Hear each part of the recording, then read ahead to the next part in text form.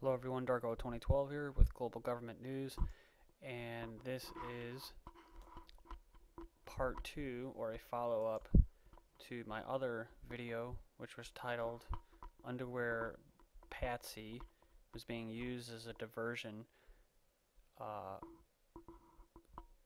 for the buildup of warships in the Gulf of Aden.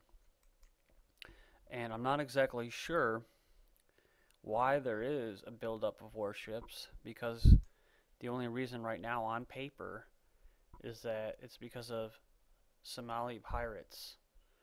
And I don't think that the Chinese, the Russians, uh, the EU, the Royal Navy, and the U.S. Navy would all be in the Gulf of Aden at the same time, the same month and a half time, just for fighting Somali pirates. People that, if you anybody that's seen South Park knows that many of these people are trying to earn a living, and they don't like doing what they're doing, and it's not glorious.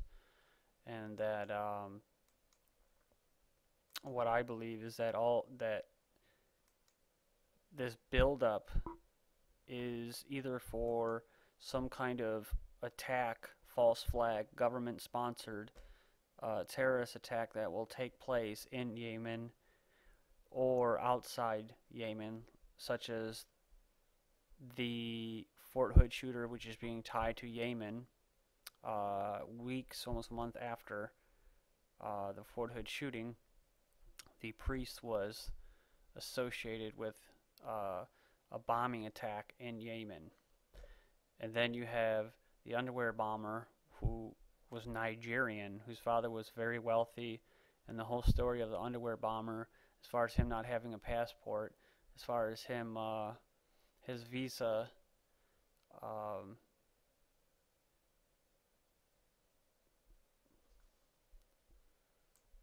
being flagged, and they didn't catch that, and of course they said it's because they didn't have good enough software. His father, was not only a wealthy businessman, but warned intelligence agencies about his son.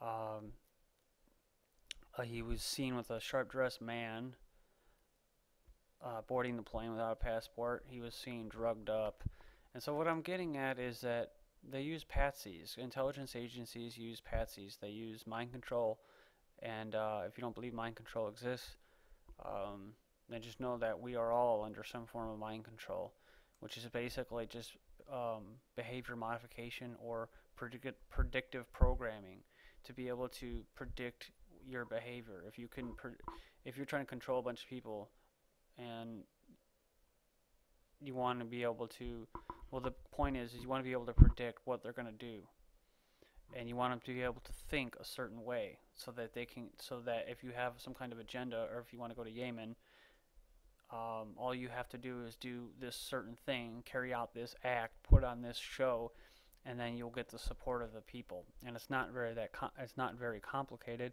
and it's quite common with most superpowers and global elites.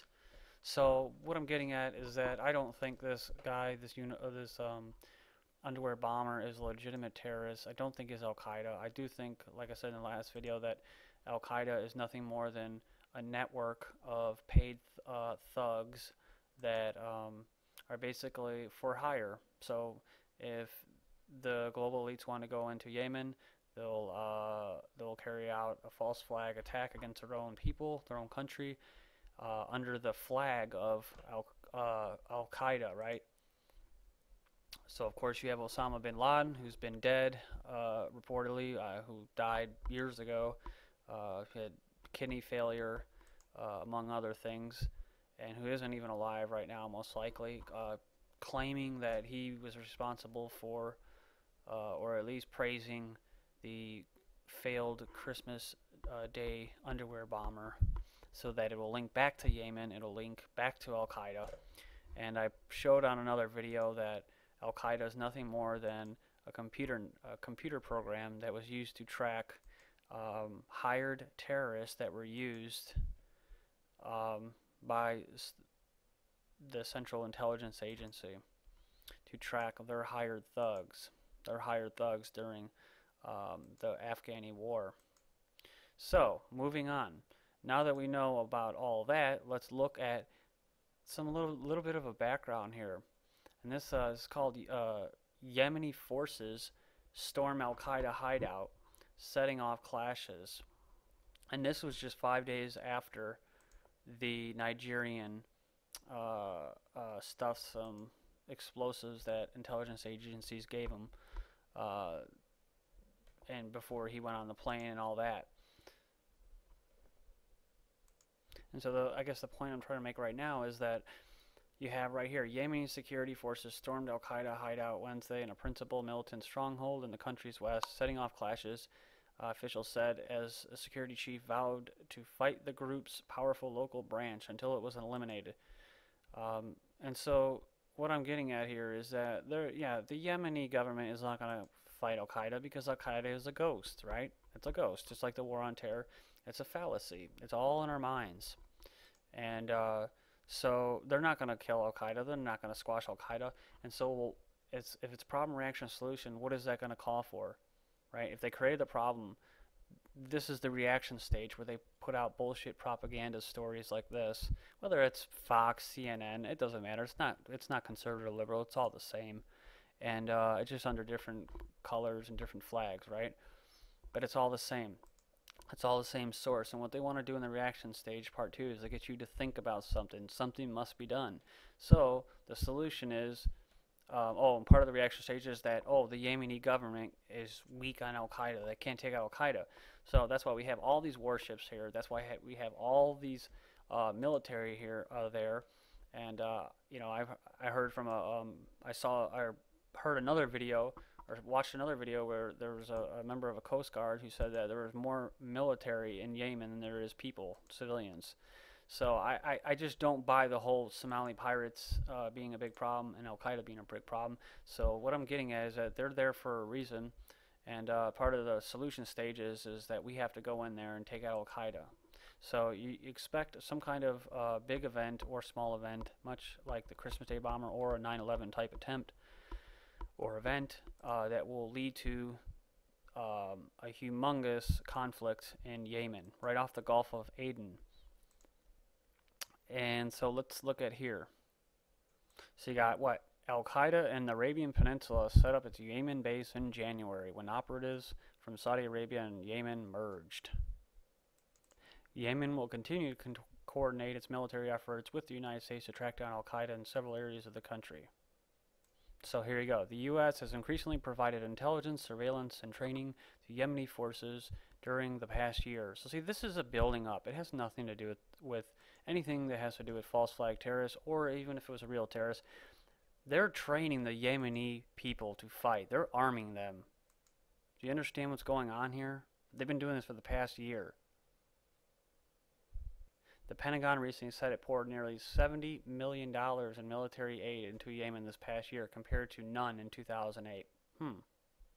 And this is going to go into a third part video. So this is part 2. I'm going to have a part 3. Here we go. More details surfaced Wednesday on the Nigerian man suspected in Friday's attempted airliner attack while in Yemen.